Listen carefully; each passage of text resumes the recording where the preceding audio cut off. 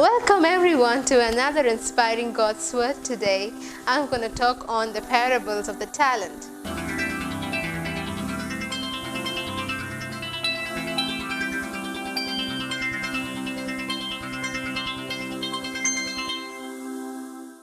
When I stand before God at the end of my life, I would hope that I would not have a single bit of talent left and could say, I used everything you gave me.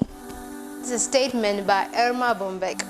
I wanted to quote this because what I'm going to talk about is on talents. Talents have never been needed to categorize specifically, but a talent makes you unique. Talents may seem like one family, but a nature of the talents are held by the individual. Most of you who are listening to me are talented or yet to find your talents. I'm here to tell you not to live your whole life without using your talents. In Matthew chapter 25, 14 to 30 says, Again it will be like a man going on a journey who called the servants and entrusted his wealth to them. To one he gave 5 bags of gold, to another 2 bags, and to another 1 bag, each according to his ability. Then he went on his journey. The man who had received 5 bags of gold went at once and put his money to work and gained 5 bags more. So also the one with 2 bags of gold gained 2 more. But the man who had received 1 bag went off, dug a hole in the ground, and hid his master's money. After a long time, the master of those servants returned and settled accounts with them. The man who had received 5 bags of gold bought the other 5. Master, he said, you entrusted me with 5 bags of gold. See, I have gained 5 more.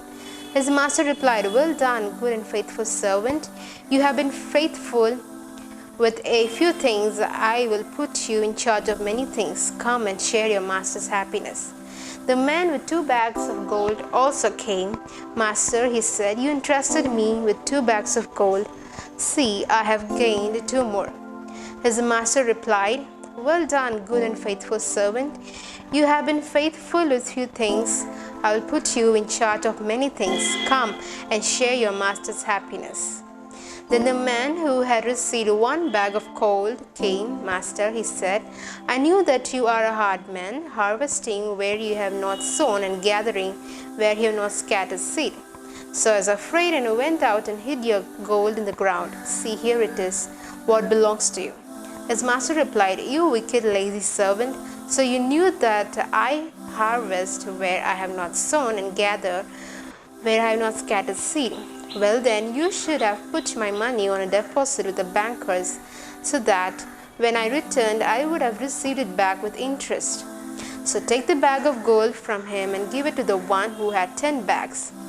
For whoever has will be given more, and they will have an abundance. Whoever does not have, even what they have will be taken from them. And throw that worthless servant outside into the darkness, where there will be a weeping and gnashing of teeth. As we saw in this parable, just like this wealthy man gave his wealth to his servants, God has created us to be fruitful. This man gave 5 bags of gold to one servant, 2 bags of gold to another servant, and 1 bag of gold to the last one. The servant with 5 bags of gold made 5 more bags, and the servant with 2 bags of gold made 2 more bags, and the servant with the 1 hid it in the ground. The master came, and the servants gave their accounts. The master was content by the improvement they showed, except the one who hid his bag. The master threw him away into the darkness. Here, Jesus is telling us the importance of being productive and fruitful. You may see someone being multitasking, whereas another does nothing at all. In this parable, everyone is given the bags of gold, though the numbers vary. In the same way, most of us think we are not talented like such and such people. But no, everyone is talented in many ways. but not everyone can identify. There are talents which are loud and there are talents which are found in silence.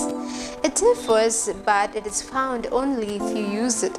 Some people compare themselves to someone who is talented in things they are not, and they conclude that they who aren't the talented are worthless.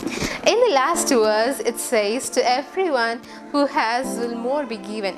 This means that using one's God-given abilities wisely and productively is the important part of discipleship.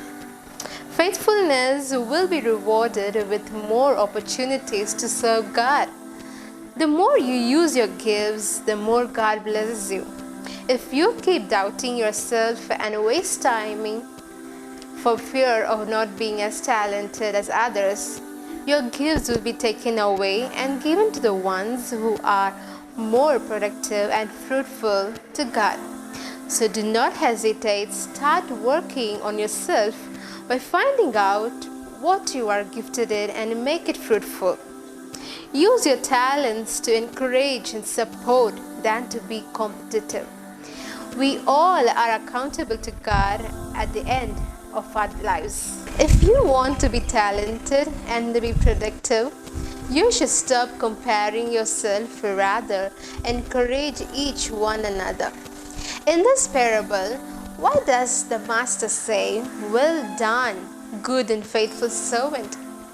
It shows the important thing is their faithfulness in using their gifts and potential. You become talented when you are fruitful in what you have and in how you use your potential. Don't get disappointed by the failure of trying your best. Your consistency to be productive will always find your gift. Thank you so much for joining with me. I hope this brought you a great blessing to you. I believe that each and everyone who listened to me are going to use your talent to your fullest. So please stay connected and see you soon with another inspiring God's Word. Until then, take care.